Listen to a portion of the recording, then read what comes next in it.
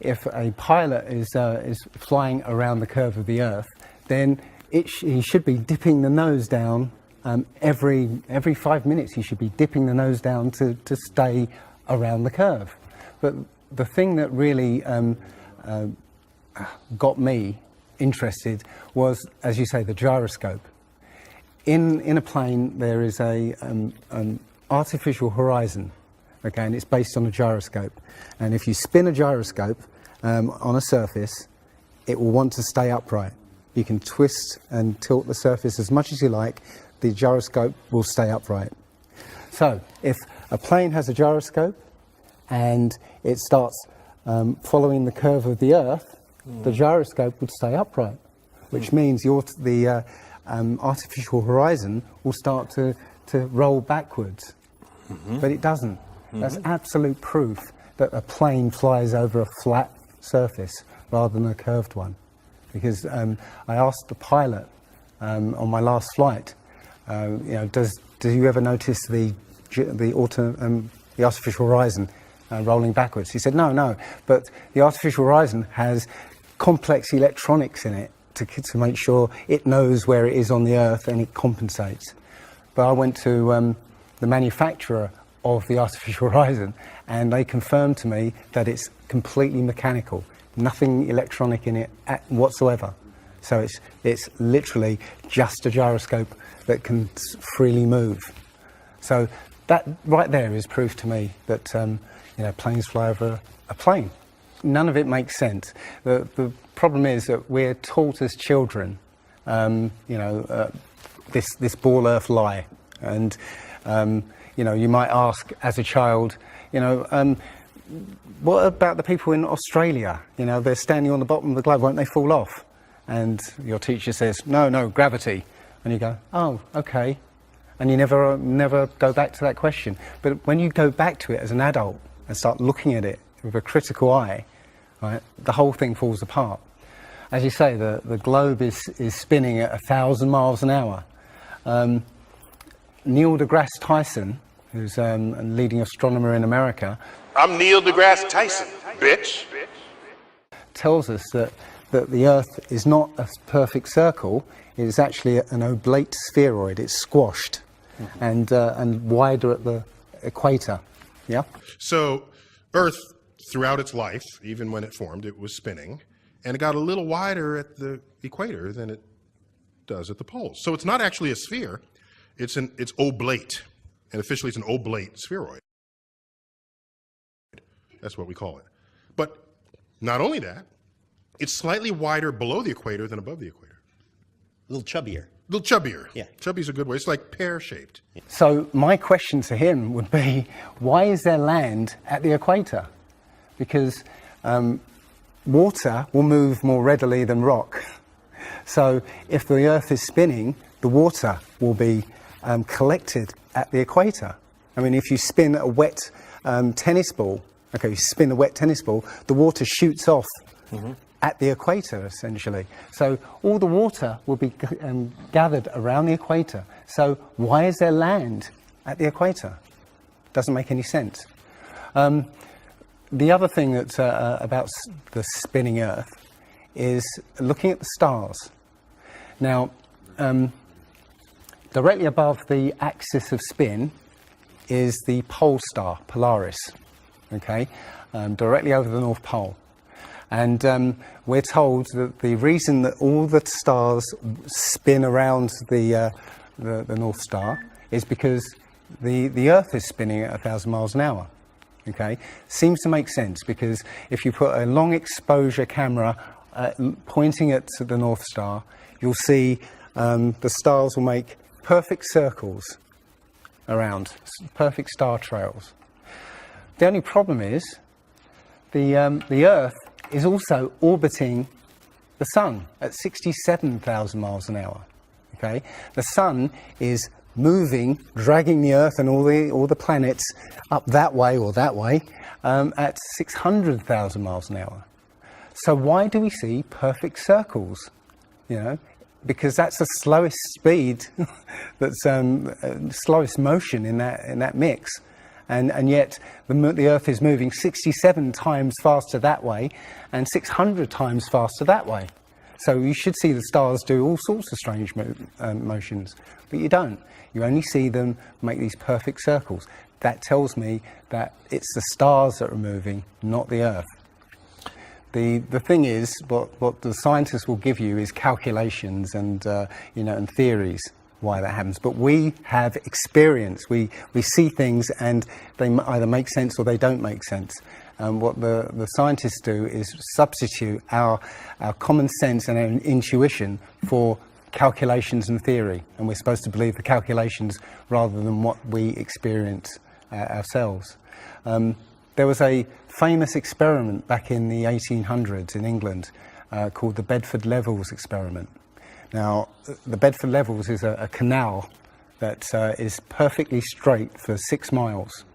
Okay, so what a chap called Samuel Rowbottom did was he took a telescope, put it in the water about 8 inches above the water, and he had a friend, in a rowboat with a flag on the back, row all the way to the other end, and he was able to see the flag on the back of the rowboat the whole distance.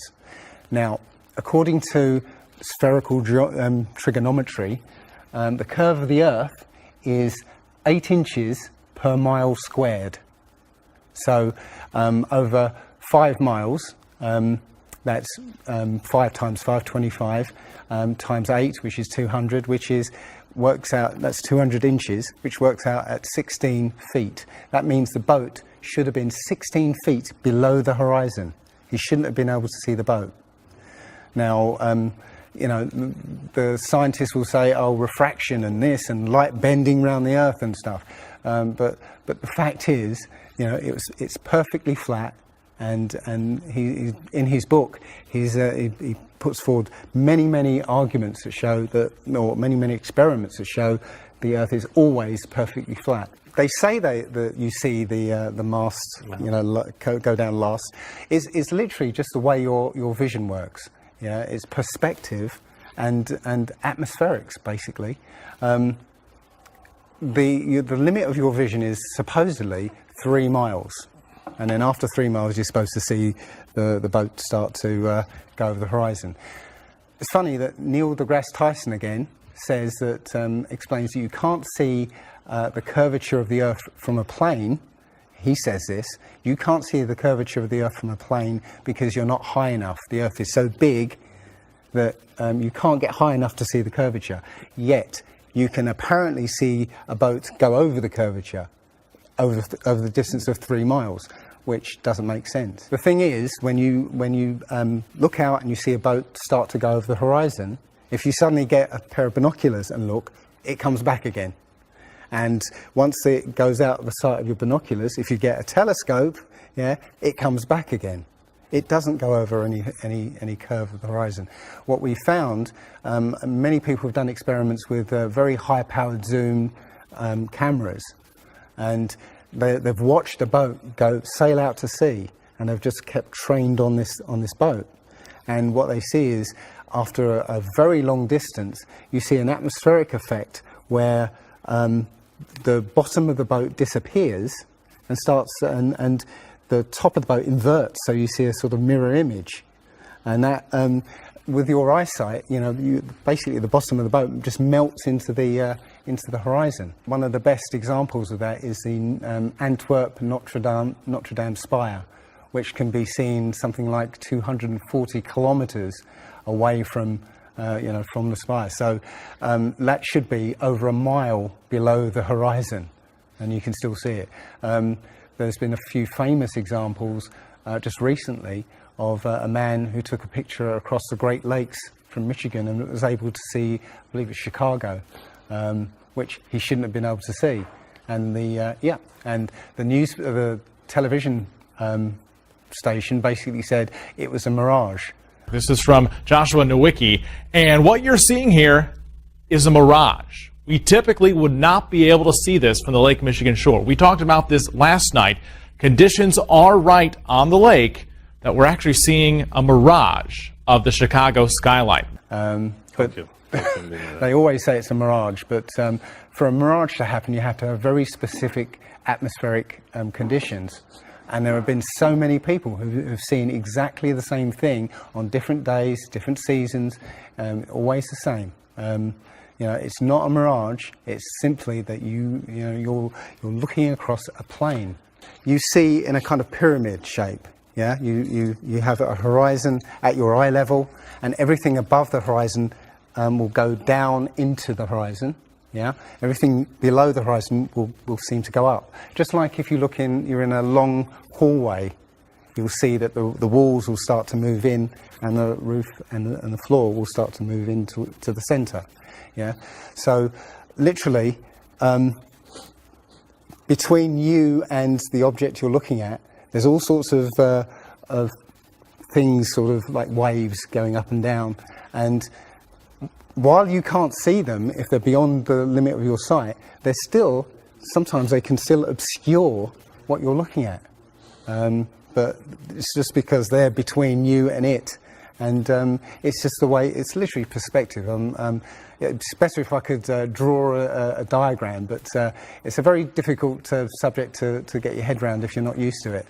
But it is perspective. One sort of other proof is there's a place in Bolivia called Salar de Uyuni, which is a salt flat. It's literally 100 miles wide one way and 80 miles across. And it's perfectly flat. When it rains, literally you get an inch of water and it looks like a perfect mirror. Now, how does that happen on a sphere? Yeah, it shows you that, you know, if you're one end of this salt flat, you can see perfectly clearly the other end 100 miles away. So it's just showing you that the Earth is flat, and without the effect of the waves in the sea, you'll be able to see a whole lot further.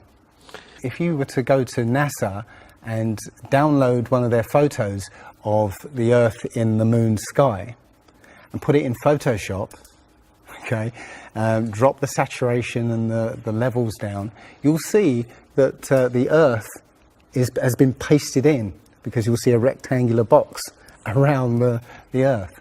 It's all fraud, it's all fake. Pretty much everything NASA puts out is fraudulent.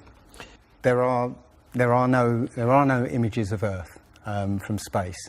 The only one that NASA actually claims is a photograph was from 1972, and it's the famous picture. It's got Africa sort of near the top, and it's the same picture they've been using for the last 40 or 50 years in every textbook. Every other image is what they call a composite. It's Photoshop.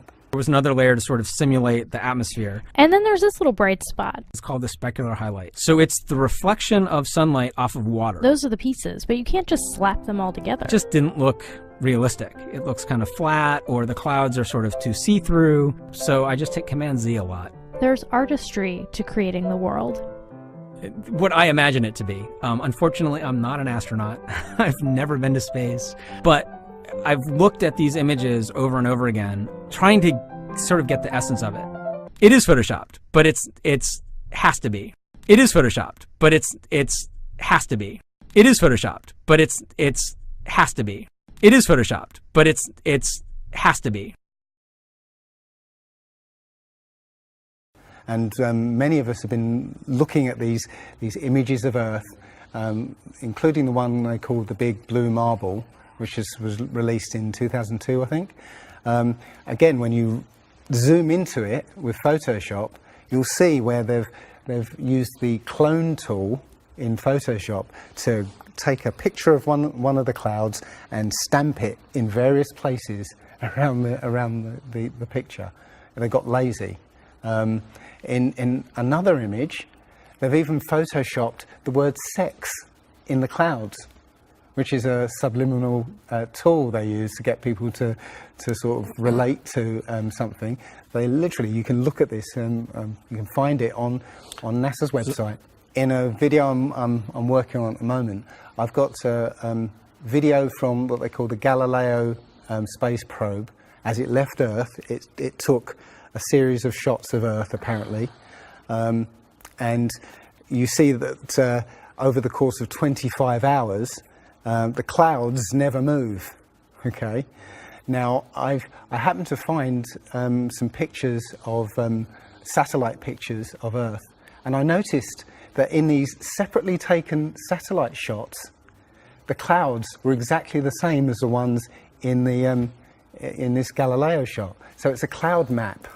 It would be very simple indeed to just silence everybody, put an end to this topic once and for all, turn the Hubble round and show us Earth in real time, zooming in onto a place so that we can see what's happening at that place, and we know that there is something up there looking down on us from space. But they will not do it. They can't do it. It doesn't exist. It literally doesn't exist. When you go onto the plane tracking software, you'll see hundreds and hundreds of flights over the northern hemisphere, and you can track those flights from beginning to end. When you look at any flight in the southern hemisphere, what you'll find is the flight takes off and disappears off the tracking, usually about an hour after takeoff, and then later on will reappear an hour before landing. Now, there's no explanation for it. I mean, the point is that distances are very different, and distances and flight plans are very different on the flat Earth than they are on the ball. And when you look at flights in the southern hemisphere, they make some really crazy, sort of deviations. So, for instance, if we look on here, let's say a flight from Cape Town over here to Australia, say Sydney in Australia, they will take you to Dubai first, somewhere around here. Yes. Just recently, there was a case of a woman who was pregnant on a flight, and she was her waters broke on the flight, and I think it was from the Philippines to Los Angeles. Mm-hmm. And again, if you look on this map, you're from around here somewhere to here. Okay. Now they were flying across, and literally her waters broke, and they had to divert. They had to land. So instead of either going back to the Philippines or going on to Los Angeles, they landed in Alaska. Which again, if you look on the flat map, it's again a straight path. Santiago, Chile to Australia, mm-hmm. right? Will usually stop in Los Angeles. Again, you can see on the flat map that it's again a straight path.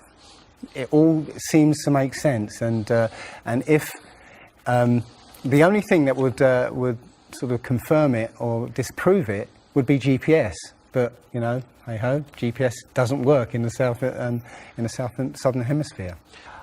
This is an issue because there have been a few people who said they've taken flights that have taken only 14 hours, and they're direct flights from Australia to South America. Now, somebody has actually redrawn the flat map to take into account these the distances, and apparently the distances work out. I haven't seen the map myself, but I should be looking further into it. But yes, up until these people came forward, and again, I haven't seen any real evidence that they have taken these flights. They told me they've taken these flights, but who knows? They can actually advertise a flight that's direct. They can price it out of the range of most people to take, and then if anybody does take it, they could cancel it. I don't think any flights actually fly directly over the North Pole at all. I think they skirt the North Pole, mm-hmm. but I don't think they fly directly over the actual pole. So I don't know if it's to do with magnetics.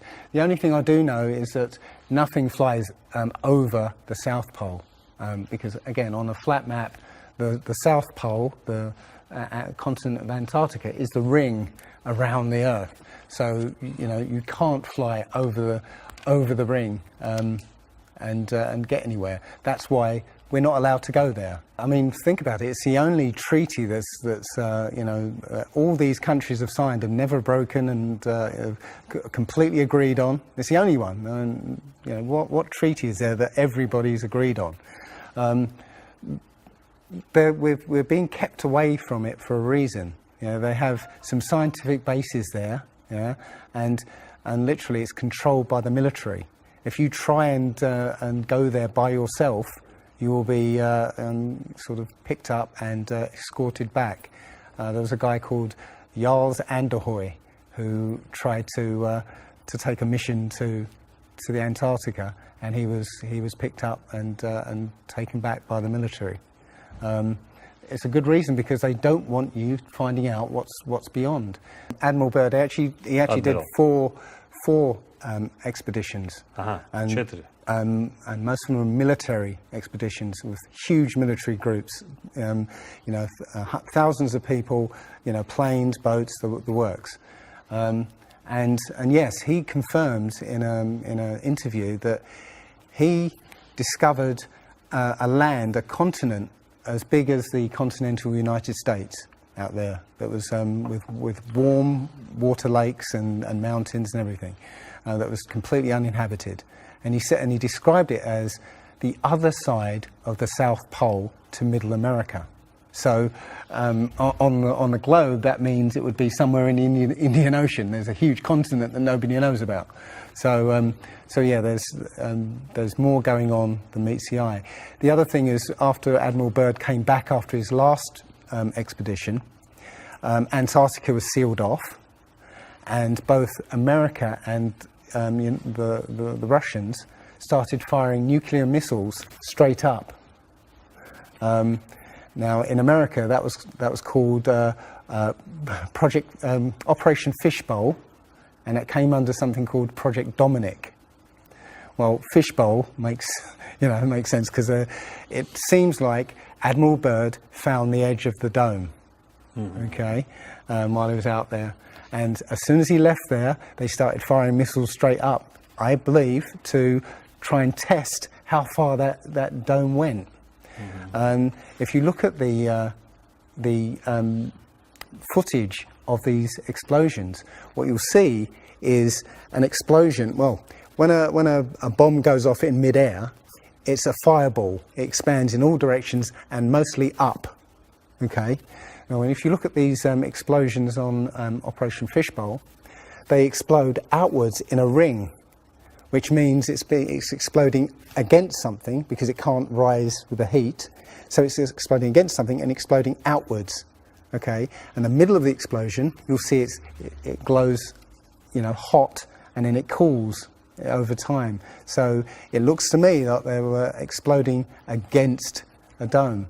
Now, I said it was Operation Fishbowl, obviously Fishbowl, but there's a chap called Rob Skiba who discovered that the Project Dominic, the word Dominic means of the Lord, Fishbowl of the Lord. So I believe they clearly know that we're in an enclosed system, and Admiral Byrd found the edge, and they've tested to see how far it goes up. They will also say that if a sniper is trying to hit something a great distance, a couple of miles away, they have to take into consideration the spinning of the Earth, because they say that as the bullet leaves the muzzle of the gun, it's now independent of the rotation of the Earth. So, the Earth will spin away from where the bullet, and you have to take that into account. They say that about artillery shells as well, but it's not true. If that was true, a sniper would have to spend ages and ages calculating how to make that shot, and they don't. They literally take into consideration the wind and the elevation, and they don't take the Coriolis effect into consideration at all. Also, planes. If that works for bullets, if bullets, as soon as they leave the Earth, they're now independent of the spin, then why doesn't it work for planes? Yeah, there's a video on YouTube that actually tries to explain that the Coriolis effect works by using the example of a paper plane. You have to throw it. If you throw it north, the Earth will spin and the plane will land sort of east. But if you take the idea of a real plane, a plane would have to aim north to go east in that case. But that's not what happens. And if that was the case as well, planes would have to land on runways that are moving. And that would be impossible. But how is it that you can take a flight from London to New York and it will take exactly the same time as a flight from New York to London?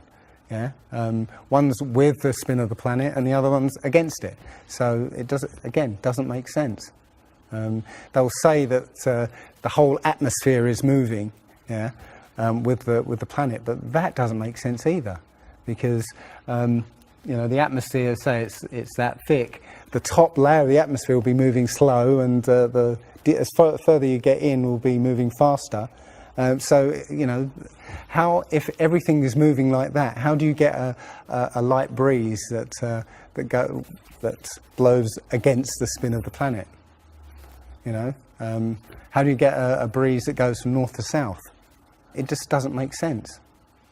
And again, science will give you calculations and esoteric ideas, but you can go out and look for yourself, and you'll see what makes sense and what doesn't.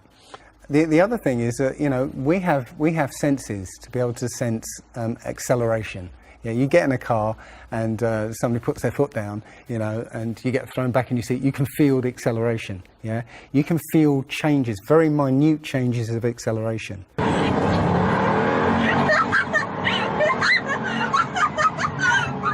Yeah. So how is it that if you live up here in Macedonia, yeah, which is spinning at maybe 700 miles an hour, yeah, because the speed it's spinning is slower than this speed. So if you took a flight down to Africa, yeah, on the equator, why don't you feel the change in acceleration? Yeah, so why don't you feel the change in acceleration? You have these senses that will register the slightest change.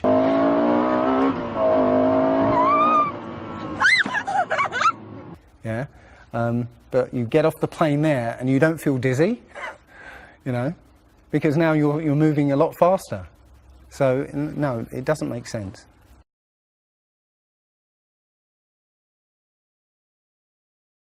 Well, you saw from his balloon when he stepped out on the platform, the curvature of the Earth. Yeah, it looked very obvious. Oh, everybody pointed it and said, "Oh, look, there's a curvature." But when you actually looked at the ground, when you looked at the Earth, well, it was New Mexico. That's where he jumped. The whole Earth that you saw there was New Mexico. So if that was a curvature, the Earth must be very, very small indeed, and New Mexico must take up a huge part of it.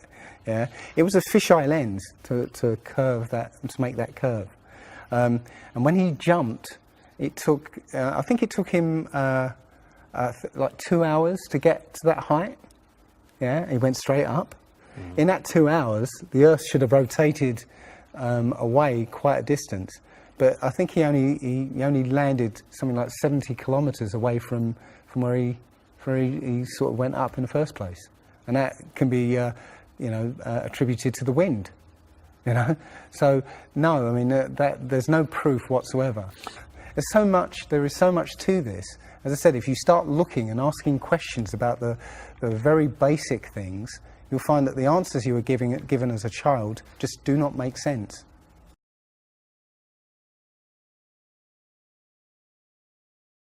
So the idea there is that it must be a globe, because the sun, if the sun's here, then it's got to be dark on the other side. Well, the thing about the sun is that we're told it's 93 million miles away. It's not. It's actually something around 3,000 miles away, and about 34 miles across. That might sound really crazy, but if you look at look out on a day that's got broken cloud, you'll see that the sun rays will come out at an angle. Most people have seen this. The rays come down at angles.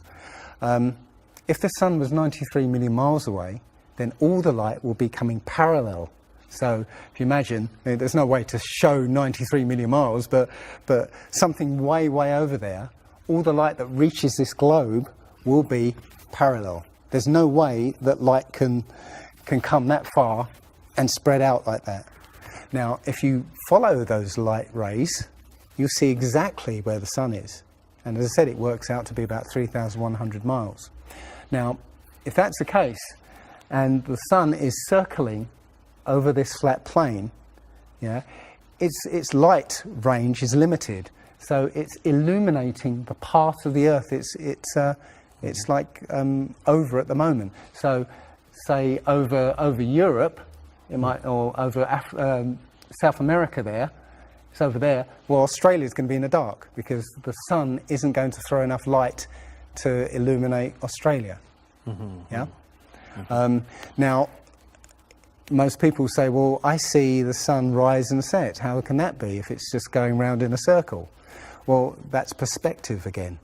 If you actually see video of the sun coming up and going down, many times you'll see that the sun starts off as it's coming up very, very tiny, and it gets bigger as it gets closer to midday and then gets smaller again. It's literally that effect of perspective, you know, with some things above you, like the ceiling in a hallway, yeah, as it goes further away, it will seem to sink down towards the horizon until it disappears beyond the limit of your sight. And that's all you're seeing. You're seeing literally the sun circling overhead, but seeming to set.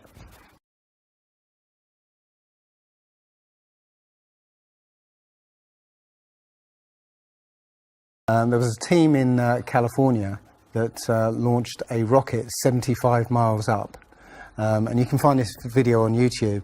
It's difficult to watch because the cameras, there were 7 cameras on this rocket, and it was spinning as it went up, so it's very, I say, difficult to watch. But this chap, Refi, studied this video meticulously, looking for some kind of mistake or some kind of evidence, and he realized that he could see the moon. So he went online to a website called timeanddate.com, where it will show you graphically where the moon and sun is at any time on any day. And he did a bit of detective work to find out exactly when the rocket was fired, and found that the moon should have been on the other side of the planet, over Australia. Now, the rocket was 75 miles up and it could see the moon, but anybody down on the ground wouldn't be able to see it. But the point is that if the moon was over Australia, on the other side of it would be on the other side of the planet, which is, okay, there. So down there on the other side of the planet, and the rocket went up here. So there's no way that rocket should have been able to see the moon on the other side of the planet.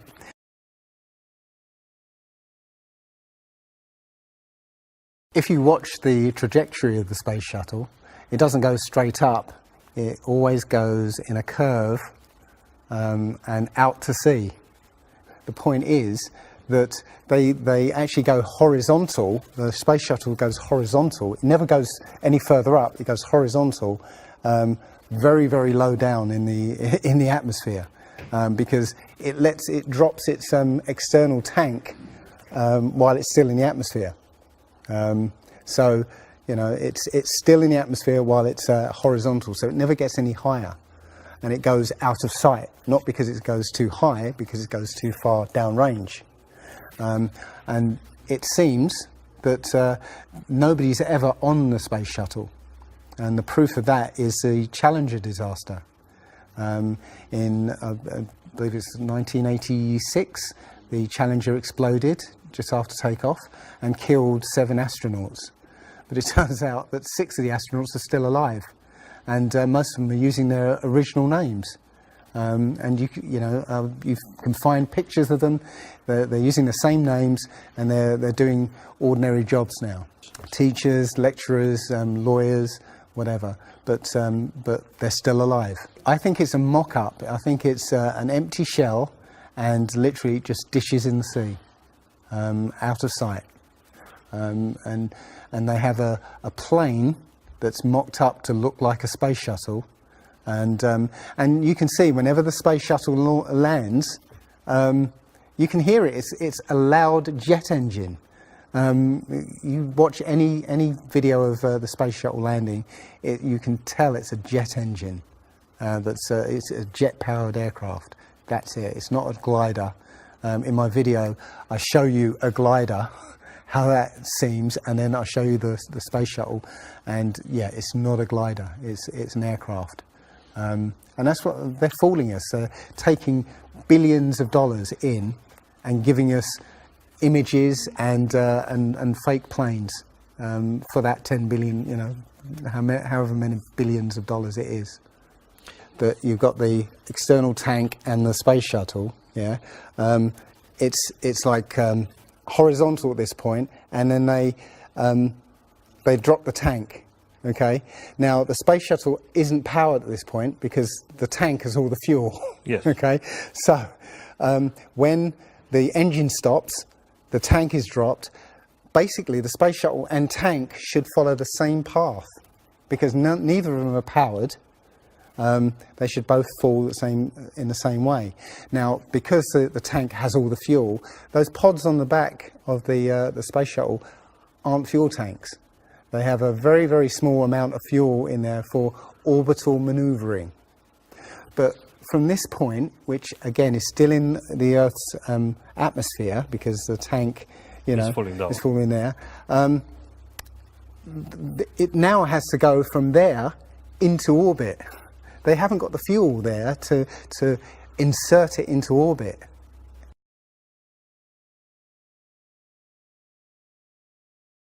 Disney and NASA have worked very closely together. Disney worked with NASA on the moon project. Yeah, they made it. They filmed it so that it would be entertaining for the masses. Yeah, and they're still working with NASA. I absolutely believe that Stanley Kubrick, you know, filmed the moon landing. He left a few clues just to say, so that, you know, like Michelangelo. Yeah, so that we eventually would know that this was his work. Yeah, I did this. It's a joke. It was meant to fool people in 1960s. So you got like clear footprints, but yet you don't have where an impression where the pads of the lunar lander were. Or a blast crater where the engines were blasting downwards, and also the camera followed the capsule straight up, right, and it followed it very precisely, right, and it stopped when it started to pitch over, right. Now, NASA says, "Oh, we did it remotely." Well, there was a 2 or 3 second delay between sending signals and the camera starting to respond, and then another couple of seconds for them to see what's happened. So it's next to impossible to get that sort of accuracy with that kind of and it's only done once. I mean, they can't sort of keep doing it over and get it right. You know, they do it once and they got it right the first time. So no, it's either they left an astronaut on the moon to film them, or it was fake. It was fake. It was absolutely fake. There's not too many people involved in this. I mean, NASA controls space as such. The other agencies have popped up, but literally it's a money-making scheme. NASA makes, you know, hundreds of billions of dollars a year. Dobra, Rusy. Okay. The Russians, okay, they're getting in on the act as well. You know, they make money from this. And have you seen the imagery that they put out? The Chinese have put out, or I think it was the Japanese that put out images of Earth from the moon, and it looks even more fake than NASA's ones. It's a money-making scheme, and they're all joining the bandwagon. But you know, that isn't the first thing that's been hidden over the years. I mean, we're all driving petrol cars because because 100 years ago, the Rockefeller family basically cornered the market on oil, and the car industry was going electric. So, you know, all cars would have been electric from the get-go, but they basically forced everybody to use petrol cars, and have hidden this secret. And literally, you know, we could be running around in electric cars that have unlimited mileage by now, but we're still using these 100-year-old machines, dirty machines, because of a secret that's been kept. It's easy. If everybody's been trained into believing that this is real, right? And there's space, and it's within our interest to explore space and you know, go to the moon, go to Mars. Yeah, people will pay for it, and they're making billions. And yeah, there's more to it, because I believe there's a big deception coming, and it's to do with aliens, because now since Roswell, 1947. That was the first time anybody had ever understood the idea of aliens. But since then, we've been bombarded with science fiction and the idea of aliens. And most people believe there are aliens out there.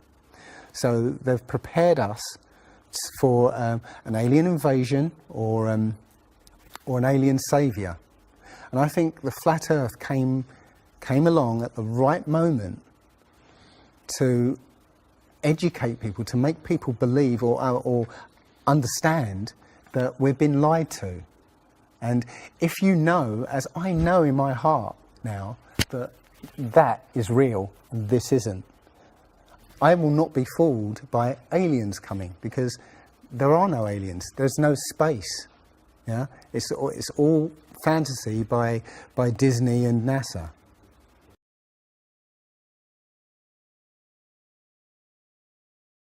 Well, the Bible has a very, very clear view of what this place is, and it matches that place more than it matches this. Okay, and what it says is the great deep is under it, just water. It's just deep water, and above the firmament is water. And you know, it says in Genesis that he separated the water below from the water above, and made a space. And then made dry land appear out of the water. So what's under the flat Earth? Well, it's water, and it just goes on. Again, I don't know for sure, because I've not been under there. I don't know what's past the outside of, or the you know, the first few hundred miles of Antarctica. But everything I've seen over the last year and a half tells me that is true and this isn't. And I'm starting to believe and trust my intuition about this.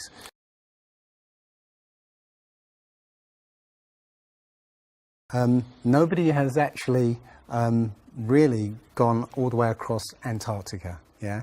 Now, there are millionaires out there who could, you know, assemble the resources to make an expedition and completely, you know, go across and chart Antarctica and make a name for themselves, being the first person to do that. Yeah, but nobody ever does. One thing I was going to say, which is slightly totally off topic, but the topic I really want to go to is that people, ordinary people, have become scientists through this. Okay. You know, the science community is ignoring a lot of the things that we're looking at, and so normal people are going out and doing experiments. And one of the experiments has turned up an amazing fact that we've not been told, and it destroys the whole idea of this heliocentric system, and that is the moon. If you get a piece of card, put it on the floor, and sort of you put another piece of card to act as a barrier for the moonlight. So you have the moon above, card on the floor, and a piece of card in front to shield half of the card. Yeah. Now, a lot of people have these laser thermometers. Now, you can actually measure the temperature of the moonlight, next to the temperature of the shade of the moonlight, and you'll find the moonlight is colder than the shade, the opposite from the sun. So the moon is throwing out its own light, and that light is the opposite from the sun. Now, that tells you that it's not reflecting the sun's light. It's producing its own, and its light is different from the sun's. So, you know, the scientific community have not told us this, yeah, because they won't tell us this because it destroys this idea that the sun is, you know, is lighting up the moon.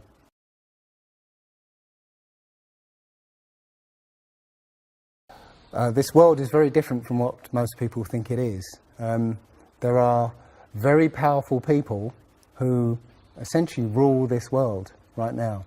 And the ordinary person is a slave in this world. And slaves aren't educated. You know, they're taught what they need to, or, you know, they need to know, that's it. They're not taught truth. They're taught what they need to know, and so you're taught enough so that you can, you know, do the paperwork and operate the machinery, but you're not meant to know what's really going on, because that's the power they have over us. They know what's going on, how this world works. We don't, so they can control us. One of the things about slavery is the slaves weren't freed. They were never freed. When the 14th Amendment or 13th Amendment, I can't remember which one, actually made everybody a slave. If you're a citizen of a country, you're a slave. That's what a citizen is. So they literally extended the slavery to everybody and made it an open prison, and that's where everybody in the world lives now. We're slaves to very powerful masters. We don't see bars. No. Yeah? The bars are the borders of the country. Right? You have to use a pass to get out, and they'll let you out if you show them your pass. Yeah, and sometimes they won't let you out. You know, as I was coming here, I was lining up to go on the plane, and somebody in front of me was told, "No, you can't fly. They found something in your bag, so you can't fly today." So, you know, we have, as I said, we have natural rights to travel anywhere on this earth. We were born on this earth. We have the right to travel anywhere. But our masters have kept us in small, open prisons that you need to get permission to move around.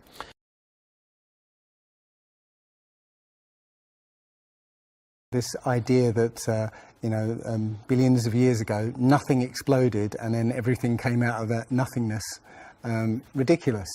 But they try to make you believe that the idea that a supreme being, a creator, created this is ridiculous compared to that idea. I mean, if you look at it objectively, I would lean towards a creator because, there's so much that points to, the fingerprint of a creator. But it's no less ridiculous than nothing exploding and becoming something. In my opinion, the Big Bang theory and the theory of evolution and the ball earth theory are all interlinked, and they're all there to make us feel as though we're insignificant. We're small, tiny, miniature, unimportant pieces of slime crawling around on a speck of dust in an infinite universe. If that's true, and there's no purpose, there's no meaning to anything, then our owners can do whatever they want with us. Then, this is all accidental, so food can be genetically modified because it's imperfect. We can be modified because we're imperfect. If we realize that this is the universe, and complete universe. Yes, this system is everything. Everything that NASA has put out is CGI, is fake. Okay, You know, people say, I think you mentioned it, you know, if you look out into the universe, you see that the moon is round, you know, spherical, and the planets are spherical, and so why are we flat? Well, how do you know that the planets and the stars are spherical? You know, all you get is, if you look for a telescope, you see a flat disk. If you think you see a spherical shape there, well, it needs two eyes to resolve 3D. If you're looking for a telescope, you can't see anything in 3D. It's going to be flat anyway. So all you see is a flat blob of light. It's only NASA that's given you these beautiful pictures of so-called planets and stars. Yeah. So it's a fallacy to say, well, everything else out there is spherical, so we must be. You know, how this is special. You know, so why? It's like saying a basketball is round, so why isn't the court round? You know, it's a fallacy. So this idea of a ball Earth, theory of evolution, the Big Bang, is all about making us feel nothing, so that we can be used. If everybody realized how special we all are, how unique every single life is, then this whole world would change overnight. We wouldn't allow ourselves to be used by this cabal. We wouldn't allow this planet to be destroyed, because they're destroying it because, oh, it's just an accidental planet, one of millions. We've found other Earths, you know. Eventually, if this one gets too messed up, we'll go to another one. No, this is it. So if we all realise that, then we wouldn't allow all these things that are going on. It's all about control. There are a small group of people who want to control the world, and because there's so many of us out there, you know, they can't control us directly. They can't, you know, this small group of people can't, you know, come round to all of us and control us directly. So they must use our own minds, our own hearts and minds against ourselves. And this is what they've done. They've educated us into this world, into this globe spinning, you know, heliocentric Big Bang evolution world, which makes us nothing.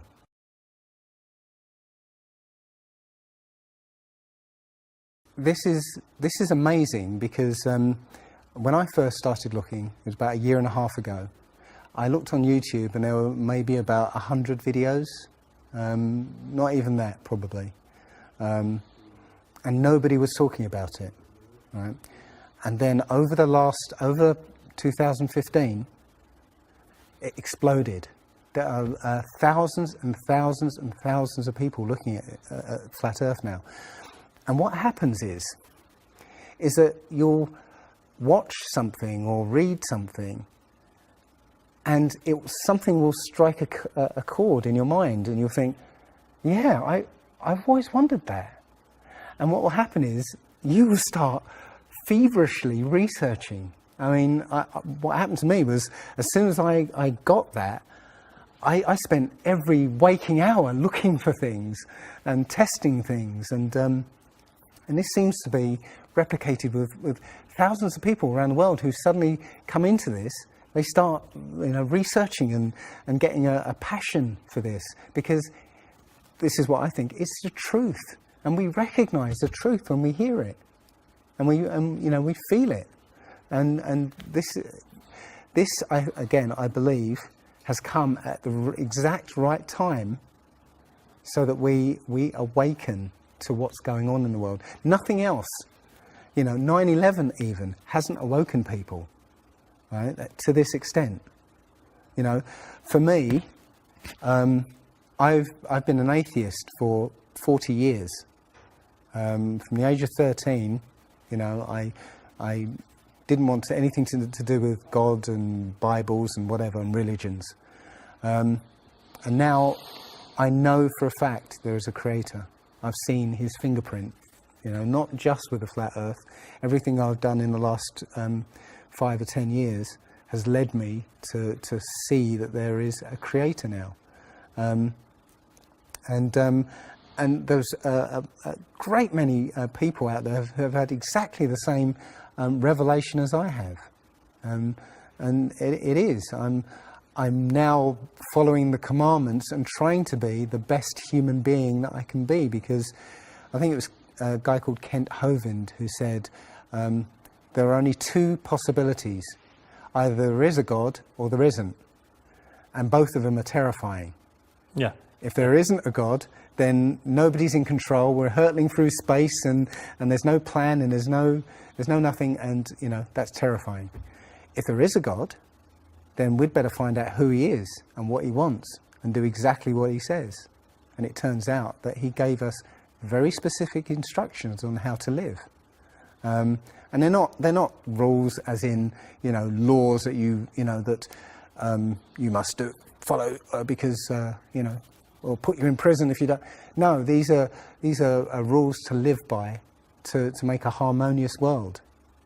You know, don't harm anyone, don't kill anybody, don't steal from people. You know, don't covet people's items. You know, Don't lie. Don't lie. I mean, these things are written in our hearts anyway. Yeah, but we're in a society that that legalizes all of the 10 Commandments. You know, the policemen and soldiers can kill. They're allowed to kill. Yeah, you know, Politicians can lie. They can lie. They're lying all the time. They're actually. lying all the time. Police have been told that they are allowed to lie to try and get to catch somebody. Yeah, they're allowed to lie. Everything in the 10 Commandments is legalized in this society. That tells you who runs this society. Yeah.